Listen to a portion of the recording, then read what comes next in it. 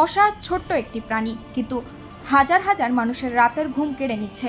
শুধু তীব্র বিরক্তিই নয়, এটি ছড়াচ্ছে রোগের ঝুঁকি। চলুন দেখি রাজধানীতে কিভাবে মশার হানা নগরবাসীর জন্য সমস্যা তৈরি করছে। কাঁঠালবাগান এলাকায় কেয়ারটেকার মিজানুর রহমান বলেন, দিনভর গেট পাহারা দেওয়া যায়, কিন্তু সন্ধ্যার পর মশা তাকে ঘিরে ধরে। প্রতি থাপ্পড়ে অন্তত 5টি মশা মারা যায়।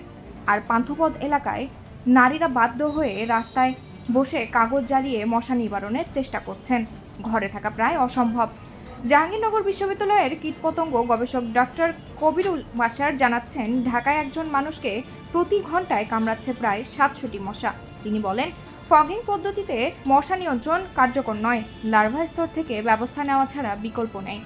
ঢাকা উত্তর সিটি কর্পোরেশনের প্রশাসক মোহাম্মদ শফিকুল ইসলাম খান জানাচ্ছেন, খালগুলোর অপরিচ্ছন্নতা মশার মূল উৎপত্তি।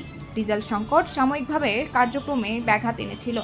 আর ঢাকা দক্ষিণ সিটি কর্পোরেশনের প্রশাসক মোহাম্মদ আব্দুস সালাম বলেন, মশা নিধনের ক্রাশ প্রোগ্রাম ইতিমধ্যে শুরু হয়েছে এবং অনেক এলাকায় মশা সংক্রান্ত অভিযোগ কমেছে।